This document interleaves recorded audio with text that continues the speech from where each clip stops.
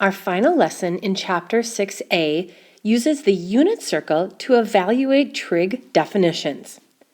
The unit circle follows the model x squared plus y squared equals 1. That's the formula for a circle with a radius of 1. So on the unit circle, remember we count 1 to the right, 1 to the left, up 1, down 1. That means the radius equals 1. Now a little review from earlier in the chapter.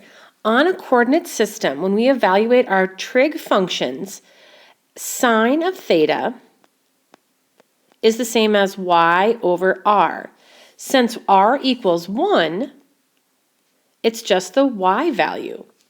Cosine of theta, which is technically adjacent over hypotenuse, would be x over r. And in this case, it's just the x value since r is 1. That means each ordered pair in form xy is the same as cosine theta and sine theta. Another definition to note, tangent equals y over x. And that would be opposite over adjacent. We'll utilize our ordered pairs and simplify to determine our 6 trig definitions. The 3 that aren't listed are the reciprocals, so we'll take a look at evaluating those as well. In each example below, it says evaluate the 6 trigonometric functions for each angle using the unit circle. So this is going to be an example of the type of questions on your non-calculator, non-note card test. At 225 degrees, the first thing you want to do is find location. Looking at our circle, 225 degrees is down here in quadrant 3. So I'm just going to kind of circle this whole thing. 225 degrees is the same location as 5 pi over 4 in radians. So we're not going to use either of those forms to create our 6 trigonometric definitions. However, we are going to use our x and our y values. So the ordered pair that we're going to focus on is negative square root 2 over 2 and negative square root 2 over 2. Now, to list out our 6 trig definitions, we'll start off with sine, cosine, and tangent. I'm going to slide my screen up a little bit so that I have enough room to write all this out. All right, to do sine at 225, that's our angle measure. This answer is easy. Remember, it is just the y value, and y equals negative square root 2 over 2. If you plug that into your calculator, you're going to get sine 225 approximately negative 0.7071. And if you typed in negative square root 2 over 2, you'd get that same decimal approximation. Cosine is also pretty easy. It is the x-coordinate, and notice it's the same thing, negative square root 2 over 2. If you type that in on your calculator, you'd get the same decimal. Tangent is also going to be fairly easy on this one. We say tangent at 225. Remember, that's y over x. And if we take negative square root 2 over 2 divided by negative square root 2 over 2, it's the same thing on top and bottom, and they cancel out. Tangent at 225 equals positive 1. And you can check that on your calculator if you'd like as well. It's the reciprocals that are going to cause a little bit of work, so that's why I needed more room to write on the bottom. I hope you can get all of this to fit. The reciprocal of sine is cosecant. So if I take the reciprocal of sine, that would be 2 over negative square root 2. With that square root in the denominator, we now have to recognize the fact that we have to rationalize. So we would multiply by square root 2 over square root 2. On the top, 2 on the outside and square root 2 on the inside, we can't do anything with that. But on the bottom, the 2 square roots cancel out, leaving you with just 2. But remember, there's that negative, so I'm going to make it negative 2. We can reduce the 2 on top on the outside with the 2 on the bottom, and that gives us square root 2 over negative 1, which is negative square root 2. If you type the reciprocal 1 divided by sine 225, to get cosecant, you get approximately negative 1.4. And that's what the negative square root 2 represents. The nice thing about knowing cosecant already is that cosine's reciprocal is going to end up with the same result. Secant at 225 would be the same idea, that 2 over negative square root 2. So we've already done the work for that, and that's just going to equal negative square root 2. Our last one is cotangent. And this one's actually not too bad either. If cotangent is the reciprocal of tangent, the reciprocal of 1 is 1. And that's what cotangent would equal at 225. Notice sine and cosine are negative, but tangent's positive. And that's true for our rules on that chart that we had earlier in the chapter. In quadrant 3, sine, cosine, cosecant, and secant would be positive. Tangent and cotangent would be negative. Let's move on to our next angle. 2 pi over 3 is a radian. Can you find that on your unit circle up above? I see it up in quadrant 2, kind of towards the top. So what I'm going to do is just kind of circle that entire set right there. 2 pi over 3 is the same as 120 degrees, but I'm really focused on just the x and the y coordinate. I'll write those down below. Negative 1/2 for x, positive square root 3 over 2 for y. Once we know our x and y values, we just apply our 6 definitions. Once again, I'm going to move my screen my screen up so that I have more room to write these out. There, to try to give myself a little bit more space. I know we're running in a crunch time here, but we should be able to get the rest of these to fit fairly well. Let's start off with sine, and we'll say sine of our angle, which is 2 pi over 3. We get that easy answer right out of the gate. Sine is the y coordinate, and that is square root 3 over 2.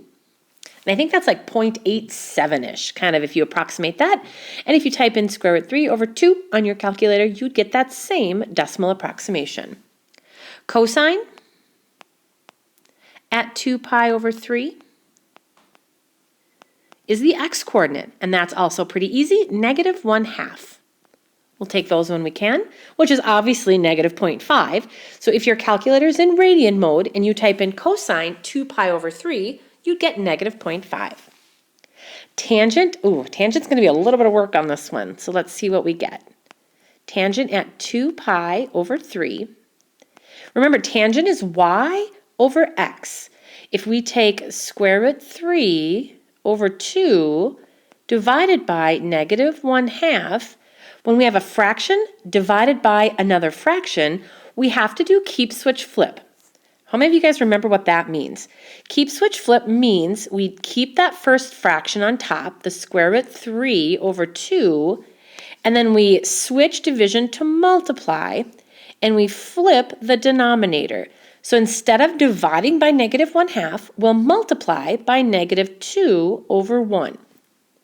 What's nice about this format is now anything in the numerator can cancel out anything in the denominator. That's a match. Notice that square root 3 is in the numerator, so we don't have to rationalize, which is awesome. But the 2 cancels out with that 2 that we switched with that we moved over with the keep, switch, flip. So now we have square root 3 times negative 1, and that equals simply negative square root 3. Those are our 3 main functions, and now let's do our reciprocals. Sine's reciprocal is cosecant at 2 pi over 3. Now if we take the y coordinate and find its reciprocal, we get 2 over square root 3. And anytime we have that square root in the denominator, we'll rationalize. So square root 3 over square root 3. Multiplying straight across on top, we get 2 square root 3. And then in the denominator, square root 3 times itself is plain 3.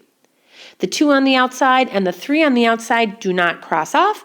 Therefore, cosecant at 2 pi over 3 is 2 radical 3 over 3. Secant is the reciprocal for cosine. This one's nice. If we take the reciprocal of negative 1/2, we get negative 2 over 1. And that just equals -2. How's that for a fun surprise? Just simplified, done. We're good to go. All right, tangent's reciprocal is cotangent at 2 pi over 3. If we take the reciprocal, we would have -1/2 divided by square root 3 over 2. Oh, that's a 3 right there. We're going to do that keep, switch, flip again. -1/2, and then we'll do times the reciprocal to square root 3. Oh, notice you guys, that square root 3 is in the denominator. That's going to mean something when we reduce this. Those 2's will cancel like they did last time, but now the -1 is on top and the square root of 3 is on the bottom. Let's do a quick rationalize. I guess it's not that bad. On the top, we have -1 times square root 3, which is negative square root 3. And in the denominator, square root 3 times itself is 3. And there are the 6 trigonometric functions at 2 pi over 3 on our unit circle. For our last angle, would you please change the angle that was originally on the note packet? It was -240. Let's make it -270. I want to figure out what happens on our graph when we go clockwise and if we end up at one of the kind of boundary locations instead of somewhere in one of the quadrants. -270. Well, I see +270 at the bottom, but we're not counting in a, oops, hang on, sorry, I just need to erase that. We're not counting in that counterclockwise direction. We need to go in the clockwise direction. -270, if we start over here on the right and rotate clockwise, that would put us at the very top. So -270 is equal to +90 at that very top. So I'm just going to bubble that. Notice my x and my y are 0 and 1. So let's utilize that information to determine our 6 trigonometric function values.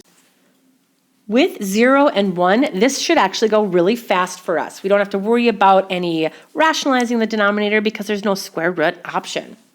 Let's start with sine. Sine at -270, because that was our original angle, is simply the y-coordinate. That's 1. Cosine at -270, I guess we should probably put that in parentheses just so that it's not like cosine minus 270. Cosine at -270 is the x-coordinate, and that's 0. Tangent, oh boy, watch what happens here, you guys. Tangent at -270 is y over x, but that's 1 divided by 0. And if you have 0 in the denominator, that fraction is undefined. So if you tried typing tangent of -270 into your calculator would say error. We can't have 0 in the denominator. All right, let's see how this affects our reciprocals. Sine's reciprocal is cosecant at -270. And if we take the reciprocal of 1, we get 1. Perfect. Cosine's reciprocal is secant. Anybody see that we're going to run into trouble here? If we have 0 and we take the reciprocal of 0, 1 over 0, yeah, that's not so good. That's going to be undefined again. And then tangent's reciprocal is cotangent. And if we take 0 divided by 1, that just equals 0.